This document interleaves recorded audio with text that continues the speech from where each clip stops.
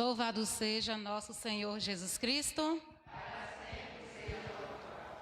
Amados irmãos e irmãs, boa tarde. Como é bom estarmos reunidos mais uma vez para esta celebração.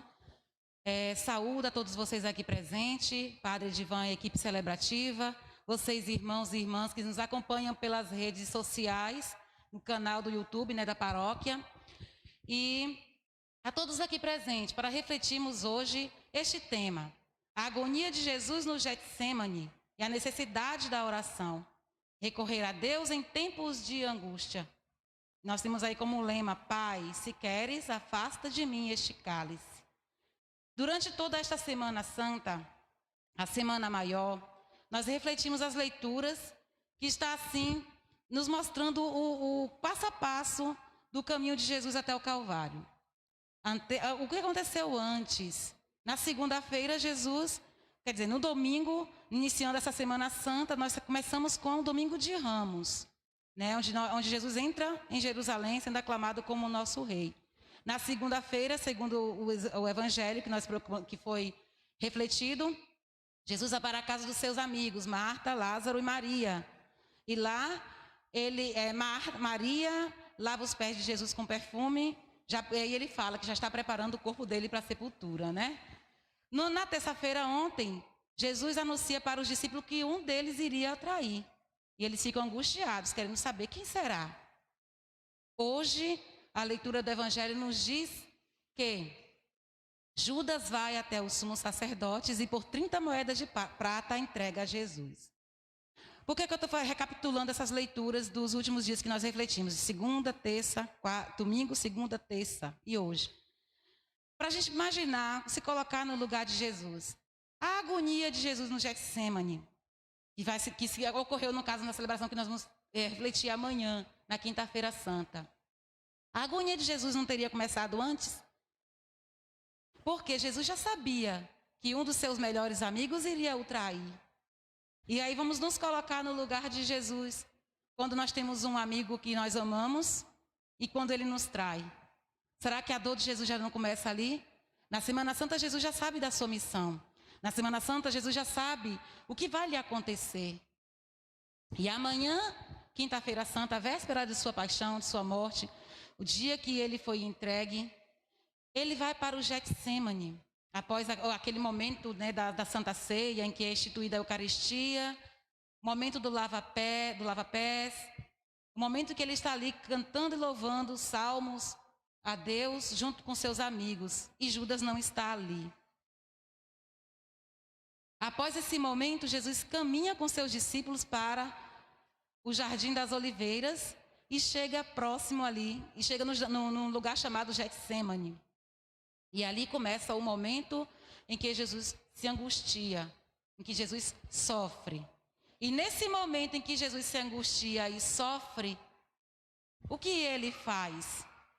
O que ele nos ensina hoje a fazer no momento em que nós nos angustiamos, nos momentos em que nós estamos sofrendo? Ele vai orar. Ele vai orar. Ele vai clamar ao Pai. Ele vai chamar pelo Pai. Nós podemos, então, perceber que essa narrativa nos evangelhos, no Getsemane, da agonia de Jesus no Jardim das Oliveiras, nos revela a natureza de Jesus, humana e a natureza divina. A gente sente, naquele momento do sofrimento de Jesus no Jardim das Oliveiras, aquela agonia dele, na agonia dele, a gente sente o lado humano de Jesus, que sabia o tipo de morte que ele iria enfrentar, que sabia das humilhações que ele iria passar, e sabia da dor que ele iria enfrentar. Tudo por amor, tudo por causa dos nossos pecados. E esse lado humano de Jesus faz com que ele, junto com seus apóstolos, ele pede o seguinte: amigos, fiquem aqui, vamos ali comigo, vamos orar. Mas aí ele chama 3 dos seus, João, Pedro e Tiago, e vai mais à frente. Só que naquele exato momento ele precisava orar sozinho. Ele precisava estar em comunhão com Deus naquele momento. Ele precisava desse momento com Deus, já sabendo de tudo o que iria vir a acontecer.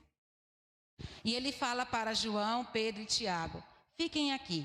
Mas ele deixa um conselho, ele pede, um pedido, né? Nem conselho, um pedido. Vigiem. Minha alma está sofrendo, né?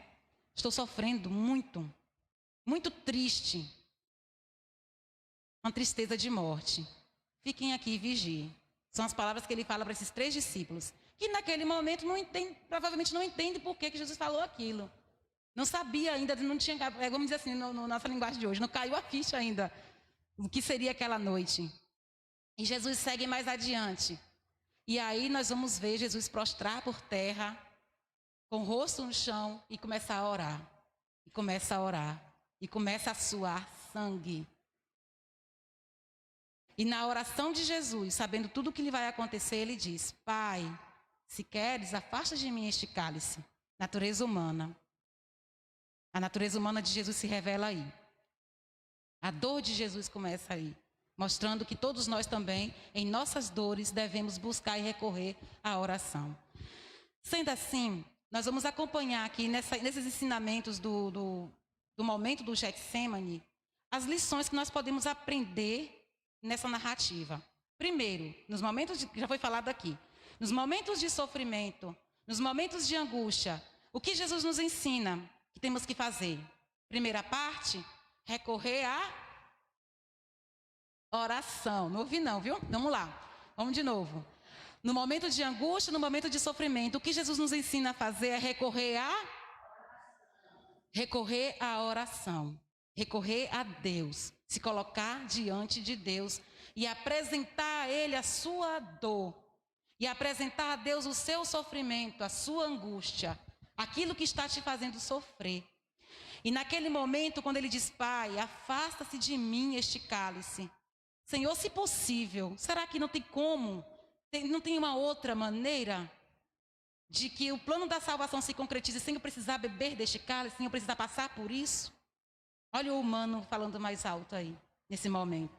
E ele, quando ele percebe que Deus tem a vontade de Deus é salvar a humanidade com a morte dele, aí ele fala depois: Pai, que seja feita a tua vontade. Diante destas 2 frases, eu pergunto a cada um de vocês aqui presente e a mim também: de que maneira nós recorremos a Deus em tempos de angústia e sofrimento? Pai, afasta de mim este cálice? Ou, Pai, que seja feita a tua vontade? De que maneira nós nos dirigimos a Deus na hora do sofrimento, na oração? Afasta de mim esse sofrimento, não quero. Ou, Senhor, estou sofrendo, que seja feita a tua vontade. Se eu tenho que passar por isso, que seja feita como tu queres. De que maneira a gente encara o sofrimento? De que maneira nós oramos na hora do sofrimento? O que nós podemos então perceber é que Jesus precisou desse tempo para orar. Só que também percebemos que no momento de aflição, de angústia, nós não podemos estar sozinhos. Aí é Jesus, depois daquele primeiro momento que ele está ali no Getsemane, ele levanta, volta até aqueles 3 discípulos que ele tinha chamado. E quando ele chega lá, aqueles 3 discípulos estão dormindo. E ele repreende: acordem, vigiem. Eu preciso de vocês. Então, o ensinamento que nós temos no momento do sofrimento, da angústia. O primeiro foi recorrer à oração. O segundo é não se isolar nos momentos de tristeza, porque nós não podemos estar sozinhos na hora do sofrimento. E Jesus voltou para ir até os seus amigos, que ele pediu que ficasse ali vigiando com ele. Jesus sentiu a necessidade de estar junto com os teus amigos neste momento. Só que quando ele chega lá, seus amigos estão dormindo. Não aguentou. Não se isolar no momento de sofrimento. Esse é um segundo ensinamento que temos no Jardim das Oliveiras. Ele fala para esses discípulos: minha alma está sofrendo, está triste, mas os discípulos ainda não compreendem. E acham que não entende o que ele quer dizer. E o sono os domina, né? Outra coisa, Jesus, ele depois de repreender esse sono dos discípulos, ele volta para aquele mais adiante, não é isso que relata o texto? E mais uma vez, ele se coloca em oração, sozinho. E o ensinamento que nós temos, o terceiro ensinamento é se derramar diante de Deus de corpo e alma. É quando Jesus se joga por terra se joga por terra, se ajoelha, clama, sua sangue. Sua sangue, um fenômeno raro. Isso acontece com enorme pressão.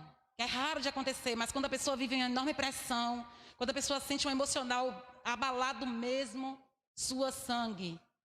E Jesus começa a suar sangue no Jardim das Oliveiras, com o rosto por terra, e mais uma vez orando: se possível, Pai, afasta de mim este cálice, este sofrimento. Nesse momento, aprendemos que, na hora do sofrimento, nós temos que nos derramar diante de Deus, prostrar diante de Deus e revelar a Ele a nossa fraqueza, revelar a Ele o que nós estamos sentindo, o que está nos causando essa dor. Meu Deus, eu não estou suportando. Meu Deus, é demais para mim. Afasta de mim esse cálice. Nós somos seres humanos, nós temos nossas limitações, nós temos nossas fraquezas. Deus sabe, Deus conhece. E Deus conhecia aquele momento de Jesus que ele estava passando. E Jesus pediu para afastar esse sofrimento dele. E nós precisamos revelar a Deus: Senhor, é minha dor, eu não aguento. Tem como? É possível o Senhor me libertar dessa dor? Eu não passar mais por isso? Revela a sua fraqueza a Deus. Mostrar que nós somos vulneráveis, que somos frágeis. É um ensinamento que temos, é mais um ensinamento do Getsemane. Outro ensinamento que podemos ter: todo sofrimento é para o nosso bem. Compreende isso? Aí pensa assim: mas como assim? Você está querendo dizer que Deus permite que a gente sofra porque o Deus nos ama? Por que Ele permite que nós soframos? Quantos de vocês aqui não já passou por um sofrimento e depois que esse sofrimento passou, você se reergueu e recebeu depois dele uma graça? Você se tornou mais forte.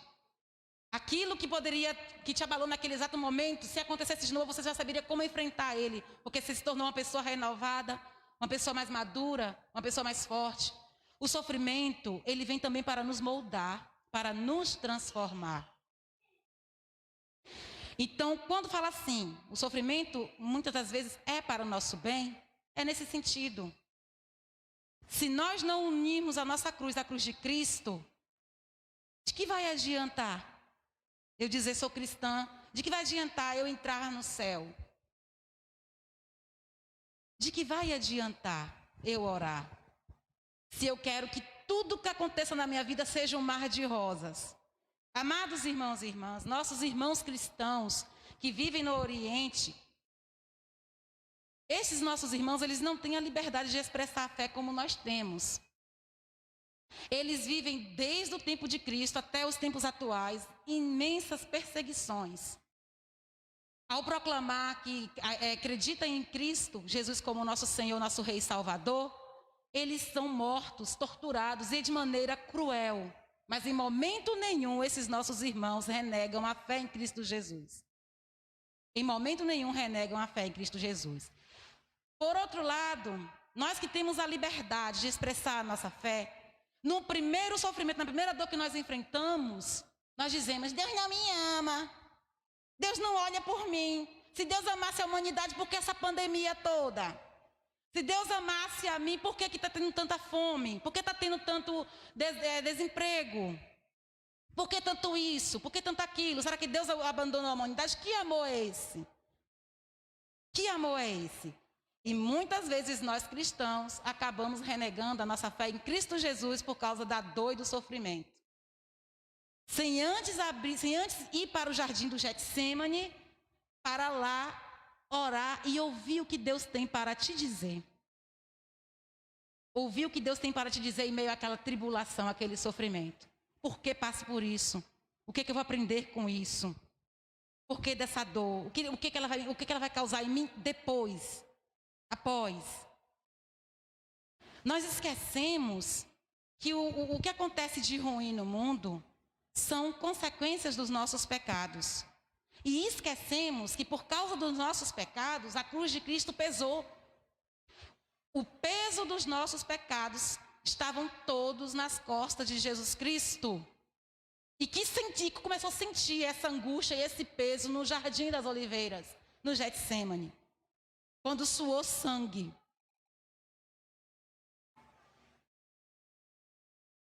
E até hoje nós perguntamos a Deus, por que, Senhor, do sofrimento? O Filho de Deus não tinha pecado. O Filho de Deus assumiu a condição humana, esvaziou-se de si, de Deus, né? Para assumir a condição humana, porém não assumiu em nada o pecado. Não teve pecado e ainda assim ele sofreu as piores dores naquele tempo. A morte de crucificação naquele tempo, até hoje, é uma morte humilhante de cruz, é terrível. Nós não estávamos lá para ver, mas a gente sabe pelos relatos que a gente ouve, pelos filmes que a gente assiste, dá para basear, dá para ter uma noção. É terrível a morte da crucificação, a humilhação. Além das dores ali físicas, tinha também aquela dor de ouvir as humilhações, de ver os filhos amados, pecadores ali gritando, crucificam, chicoteando, cuspindo, zombando, humilhando das piores maneiras possíveis. E ele não tinha pecado. E vamos nós agora, pecadores, dizer, Senhor, por que eu estou sofrendo? Senhor, por que eu tenho que passar por isso? Senhor, isso dói, eu não quero. Amados irmãos e irmãs, Deus sabe todas as coisas. Isso é uma coisa que nós ouvimos falar sempre. Se eu estou sofrendo, se eu estou chorando, Deus sabe. E aquelas lágrimas um dia vai se tornar graças na minha vida. Vai me transformar, como eu falei. Hoje nós estamos vivendo um tempo cruel, um tempo difícil, muitas lágrimas. Muitas lágrimas por causa dessa pandemia. As pessoas não estão podendo enterrar seus filhos, seus maridos, seus pais, suas mães. Simplesmente morreu e tem que ir imediatamente para o cemitério. As pessoas estão agora, o que tem de pessoas nesse exato momento angustiados? Porque tem um parente, um amigo, um amor seu num hospital, numa UTI. Aguardando com medo a notícia de que aquele ente querido faleceu. Quantas e quantas pessoas pelo mundo inteiro estão hoje derramando lágrimas? Por diversos motivos. Por diversos motivos. Por que passamos por tudo isso? Qual é o propósito? Tudo o que acontece no mundo, consequência dos nossos pecados, das nossas escolhas. O pecado dominou o mundo. O homem se abriu ao pecado de maneira terrível, deixando que o poder, deixando que o egoísmo dominasse e tirasse daí o divino que Jesus nos trouxe. O divino que Jesus nos trouxe. Pai, que seja feita a tua vontade. O lado divino de Jesus lá no Getsemane. Tirando de dentro do coração o divino que Jesus nos trouxe. Para hoje culparmos a Deus por causa dos sofrimentos. Então, meus amados irmãos, se quisermos entrar no reino de Deus e ir para o céu, se nós quisermos estar no céu, já aqui na terra mesmo, nós precisamos entender que nós devemos sim enfrentar o sofrimento, passar por ele, porque Cristo passou também. Nós temos as nossas cruzes a carregar. E Jesus disse, se você não pegar a sua cruz e seguir-me, não será digno de mim, não poderá entrar no meu reino. Nós estamos querendo uma vida de glória e de maravilhas, uma vida cheia de um mar de rosas aqui nesse mundo de pecado, sendo que eu sou pecador e Cristo que não era sofreu, não teve isso. Quem somos nós? Quem somos nós? E muitas das vezes as nossas cruzes nós não queremos carregar. E quando a gente passa por um sofrimento, passa por uma angústia, nós reclamamos, nós não queremos, nós não aceitamos. Nós não seguimos o exemplo de Jesus que pegou a sua cruz e carregou até o Monte Calvário em silêncio, calado, suportando tudo. Nós não queremos. Nós dizemos, Senhor, eu não quero, afasta de mim esse cálice. Eu não quero passar por essa dor, eu não quero passar por esse sofrimento. Jesus não permita. O que eu estou tentando dizer, meus amados irmãos, é que quando nós estivermos sofrendo, não quero dizer que a gente não vá pedir a Deus para aliviar a nossa dor. Não, nós vamos pedir, porque Jesus fez isso no Getsemane. Lembra da primeira lição? A primeira lição foi essa, foi a oração e pedir para Deus aliviar o nosso sofrimento. É o que nós aprendemos, que Jesus fez isso. O lado humano de Jesus levou ele a pedir, afasta de mim esse sofrimento. Nós também podemos, e Deus espera que a gente também leve a ele os nossos sofrimentos. recorramos a Ele e derramamos a Ele e mostramos a Ele a nossa fraqueza e pedimos assim: Senhor, ajuda-me a carregar a cruz, como Simão Cirineu ajudou o Senhor a carregar a tua cruz. Deus, Ele está o tempo todo conosco, o tempo todo, todos os momentos, no momento que a gente está carregando a nossa cruz. Outra lição que nós podemos tirar do Getsemane é: só você conhece o valor da sua luta. Só você sabe o que você está sentindo. Só você. Eu falo isso porque no momento que Jesus, no Getsemane, ele pediu para os discípulos vigiarem, não foi isso? E os discípulos dormiram. Por 3 vezes ele voltou lá para ver como é que estava. Os discípulos estavam lá orando, vigiando, mas ele viu os discípulos dormindo. Por quê? Se os discípulos tivessem, talvez se eles tivessem uma noção do que Jesus estava falando, dessa dor, desse sofrimento que ele estava sentindo, talvez se eles soubessem, eles vigiariam, mas eles não sabiam. Ou eles não entenderam e achou assim: não, Jesus só está falando isso para a gente orar mesmo, que ele sempre pede para a gente orar, né? Os discípulos provavelmente não sabiam dessa dor, dessa angústia que Jesus estava passando ali, né, quando ele se afastou mais à frente. Mas Jesus sabia da sua angústia. Jesus sabia da sua dor. Ele sabia o que ele estava passando ali. Mas os seus discípulos não, porque se soubessem, talvez não estariam dormindo. Se soubesse que seu mestre, a quem eles diziam que amavam, que amam Jesus, estava ali naquele momento angustiado, eles estariam como? Ao lado dele, junto com ele, com o rosto prostrado em terra junto com ele, mas os discípulos não sabiam. Então, só você conhece a sua dor. Quantas e quantas pessoas olham para você e dizem assim, quando você sofrendo: é frescura, frouxidão, povo frouxo, não aguenta nada. Essa aí é frescurinha. Mas você sabe que essa frescurinha que falam aí do que você estava sentindo, só você sabe que está doendo, até onde dói. É você quem sabe da sua dor. E Deus também sabe. E Deus também sabe. Então, meus queridos, minhas queridas, nós precisamos sempre, sempre pensar: eu não posso ser indiferente à dor do outro. Eu não posso ser indiferente à dor do outro.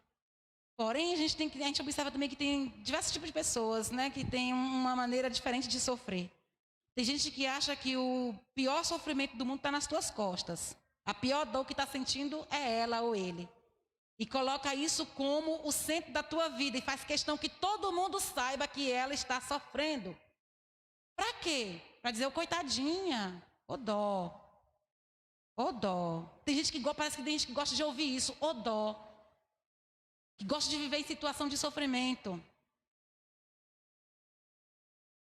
Então, o que eu quero dizer para a gente não ser indiferente ao sofrimento do outro é nesse sentido também. Como eu posso ajudar o outro em seu sofrimento? Como eu posso ajudar essa pessoa que acha que sofre mais que todo mundo a encarar e carregar sua cruz com força, em pé, com fé? Como eu posso estar ao lado de uma pessoa que sofre? De que maneira eu estou colaborando ali com o sofrimento dela, ajudando ela naquele sofrimento? Deus, Ele está conosco o tempo todo. Essa é a frase que a gente tem que sempre lembrar na hora do sofrimento. Deus não nos abandona. Deus não abandonou seu filho. E Jesus sabia disso. Tanto é que nós precisamos confiar em Deus nos momentos difíceis da nossa vida. E a nossa oração tem que vir com esse aspecto divino que Jesus ensinou no jardim do Getsemane. Além do humano: Pai, afasta de mim esse cálice. Mas também nossa oração tem que ter um aspecto divino. Senhor, que seja feita a tua vontade. E aí a gente vai esperar a vontade de Deus acontecer na nossa vida, firme e forte em oração, suportando todas as provações, porque o sofrimento é uma provação, a dor é uma provação que a gente enfrenta. Se este cálice não pode ser tirado de mim, se este sofrimento, Senhor, eu tenho que enfrentar, que seja feita a tua vontade, mas me sustenta, me ajuda, porque eu sou fraco. E Deus nos dá, o outro ensinamento no Getsemane, Deus nos dá o consolo e a força nos momentos difíceis da nossa vida. Quando Jesus viu que os seus discípulos não conseguiram permanecer acordados e vigiando, quando ele estava lá sozinho, Deus mandou anjos para que viessem consolar o seu filho. Olhe bem isso, gente. No momento em que Jesus estava ali suando sangue, sofrendo, angustiado, na véspera da sua paixão e morte, Deus não o deixa sozinho. Do céu vem anjos para consolar Jesus. Anjos para consolar Jesus naquele momento de dor. E Jesus sente ali, naquele momento, meu Pai está comigo. O meu Deus está comigo, eu não estou sozinho. E ali os anjos consolam Jesus, acalmam Jesus. Nós estamos sendo anjos na vida dos nossos irmãos que sofrem. Nós estamos do lado dos nossos irmãos que sofrem. Quantas e quantas vezes nos momentos de angústia e sofrimento você não recebeu uma palavra, uma frase que te animou, que te botou para cima? Foi um anjo de Deus que ele enviou ali, para aquele momento de dor. Quantas e quantas vezes você já foi anjo na vida de alguém que sofre? Como eu disse, não sendo indiferente à sua dor, mas indo até ele e reconhecendo, você não está sozinho, eu estou contigo. E aí é consolar aquele coração. Precisamos ser anjos na vida das pessoas. Deus nos chama a ser anjos na vida das pessoas que sofrem.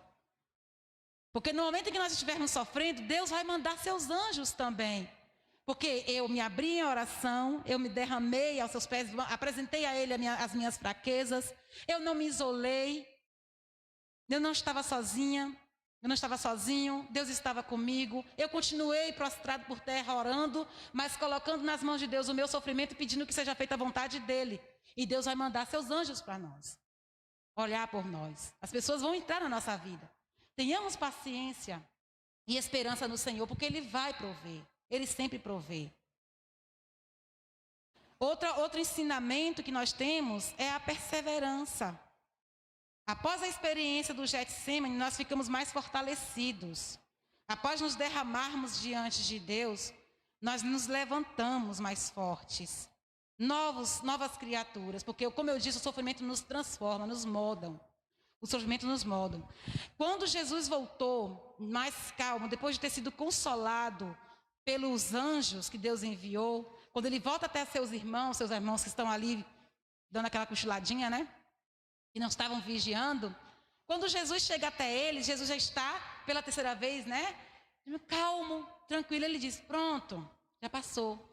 Pode levantar. Então aquele sofrimento de Jesus já estava brando, já tinha passado. Ele já estava pronto para enfrentar aquilo que vinha acontecer. Ele estava pronto para fazer a vontade de Deus. E ele diz, agora levanta. Aquele que vai me trair está vindo. Aquele que fez também Jesus sentir, sofrer por causa da traição. Ele está vindo ali, vai me prender. Então Jesus, o que acontece? Qual é a postura próxima de Jesus no decorrer desse episódio do Getsemane? Ele vai enfrentar seus problemas de frente. Ele vai enfrentar a cruz, ele vai enfrentar a cusparada, a humilhação, ele vai enfrentar os bofetões, ele vai enfrentar tudo em pé, firme, forte, sem desanimar, sem desistir. E vai olhar para aqueles e vai dizer assim, eu perdoo. E diz, Pai, perdoa-lhes também, eles não sabem o que fazem. E vai continuar amando a humanidade, enfrentando tudo aquilo que ele vai estar passando. Para finalizar, meus queridos irmãos e irmãs, depois de a gente ter percorrido esse momento do Getsemane e aprendido com o Getsemane, como nós temos que recorrer a Deus nos momentos de sofrimento e de angústia, eu deixo a pergunta, né? Como seria se Deus deixasse de fazer a sua vontade para fazer a nossa vontade? Reflitam isso. Se Deus fizesse a nossa vontade, olha o ser humano, vamos dar uma analisada aí na humanidade. Pense no homem, como está hoje. Se Deus ouvisse esse pedido do homem de que dizer, oh meu Deus, faça a minha vontade, afaste de mim esse cálice. Senhor, não faça a sua vontade, eu quero que seja feita a minha vontade. Como que o mundo estaria hoje? Pensem, reflitam isso. Sabendo que Deus sabe todas as coisas, nós não. Nós não sabemos como seremos depois do sofrimento. De uma coisa certa, meus irmãos. Eu já falei isso, vou repetir. Todo o sofrimento, toda a dor que nós passamos, toda a angústia que nós passamos, no final dela, quando ela passar, você é outra pessoa. Se não houver o sofrimento, se não houver a dor, você vai continuar sendo fraco. Nós seremos fracos. Nós seremos medrosos. Qualquer coisinha, a gente quer se recuar. A gente não vai enfrentar nada de frente.